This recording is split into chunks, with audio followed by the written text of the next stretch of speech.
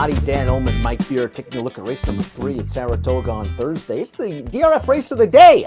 It's the John Morrissey. Take a look at the field. We're going 3/4 of a mile. New York breds, $125,000 is the purse. Field is 6 in here. Let me tell you something. Rotknee is the king of New York breds when he runs against them. He's won his last 8 starts against state breds, 8 of his last 8 of 9 lifetime, and he gets a little class relief here. Yeah, they like to try him every once in a while because he when he runs him against New York breds, he can't lose, Dan. So they'll just bump him up and they'll run him against open stakes horses, and he just can't quite beat them. So then they take a step back, they run him against New York reds, and he wins again.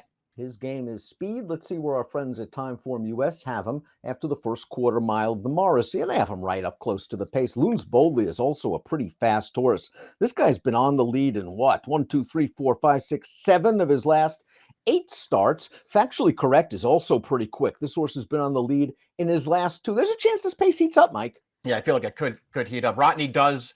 He wants to be forward, Dan. He doesn't need to be on the lead to win, and I think they will probably let. I think Looms Boldly's making the lead in here, and I think they'll probably let him do that and just sort of sit right up close.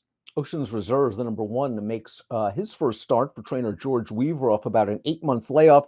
Just didn't fire last time out against Rotknee. I wonder if something happened to him that caused the layoff. Before that, he was in pretty good form. And as you see from the Timeform US pace projector, he seems adaptable to any sort of scenario. He can win from on the lead, but if the pace is expected to be solid to fast, he's very well proven from off the pace as well. Yeah, he can get the right trip in this race for sure. I wonder how much a difference this trainer change makes here off the layoff, because as you've already pointed out, he's got a race or two that will sort of put him in the mix.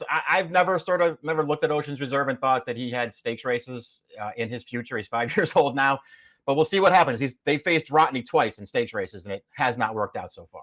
Sheriff Bianco is the number 2. He's also cross-centered on Friday, going out for trainer Linda Rice. Ran well against Rotknee 3 starts back, the affirmed success. That was his first race off a long layoff, and then they really tried to test him. 1 1/8 over a wet track in the commentator. I'm just going to draw a line through that race. And last time out, to me, it was all speed, and it was a pretty good horse, Subrogate, on the lead that beat him, so I have an excuse for that one, too. Yeah, he was probably never going to win that race, and they just sort of sat last in there. It seemed like he actually wanted to be closer, too, but Cancel just kept a hold of him, tried to make a run through the stretch, and it never really worked out. Forget about the commentator, too, back. He doesn't want to go that far. Lascano almost fell off at the start of that race anyway. He stumbled badly, just put a line through that race. His affirmed success was good, Dan. He doesn't win very often. That's a real issue with a horse like him, but this is what he wants to do. I hope they run him here. They got him entered to go a mile on Friday as well, but I like this spot better for this horse. And this setup could work very well for him if there's a lot of hitting up front. Listed as a scratch sick on July 26th, but entered right back in the entries. Jose Ortiz picks up the mount. Light Man's the number 3. Very lightly raced. Still has upside, and he's in very good form. Let's watch his last start. This is an open first-level allowance during the Belmont at the Big A meet, going 3/4 of a mile. This pace is very fast. 21 and change, 44 and 2. He has a long way to come at the 8th pole, Mike, and I wonder if the pace is starting to take its toll on the leaders. It does come back for him at the end here, but this horse is really game, Dan. He shows no quit. He keeps coming at the end, and he is the one who's going to close things down here. This horse is good, and he's getting better with every start. This is a really tough ask for this horse, but maybe he's got the right running style. And the horse that ran 3rd in the most recent start came back to run 3rd again when hopped up into the 45,000 starter optional for New York breds. You're an 89 buyer in that race. Factually Correct is expected to be one of the speeds, up and on the lead last time out at the Spa. A little less than 2 weeks ago. Tired very badly, but was in against, some tough open allowance horses. Maybe getting back in with New York breds is going to help. Flavian Pratt picks up the mount. This horse looked good 3 back over a wet track, and maybe it'll be wet again. Yeah, that was really tough last time going 7 against those horses. 2 back, he's in against Subrogate, who runs a 106. He had no chance to win that race. He can't run a race that fast. And then 3 starts back. I like that performance, Dan. What I like about it most is he did it without the lead. He let Looms Boldly have the early lead in there. He sat off that horse, tracked him, and I thought he beat him pretty easily. Here's the New York bred Terror, the number 5 Rotknee. Looked good winning the affirmed success. 2 starts back. They stepped him up last time in the True North. I don't know about you, Mike. It looked like his head was turned sideways when they sprang the latch, and he didn't get the best start, and he was kind of in behind horses for the opening furlong. Eventually, Manny Franco got him into a good position, prompting the pace 3 wide, and he was hanging in there for a minor award till about the 16th before tiring.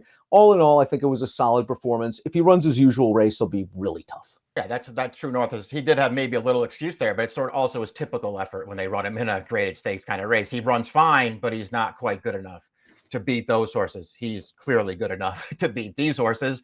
And there's not really that much to dissect with him, Dan. He has speed, but he doesn't need the lead. He's got a good post here. Irad will take over the riding, and he's way the horse to beat. And one of the horses he finished ahead of in the True North came back to place in a high-level open allowance, popping a 92 Beyer speed figure. Looms Boldly completes this field. Let's watch his most recent try. Second-level allowance against Subrogate, who's just in very good form at the time, popping big Beyer speed figures. Looms Boldly's just going to get nailed by Subrogate, who would come back to win with a 106 Beyer speed figure, one of two next-out winners to exit this race. Here into 99 Beyer, Looms Boldly. He's got big speed, and from the outside post, maybe they just send him.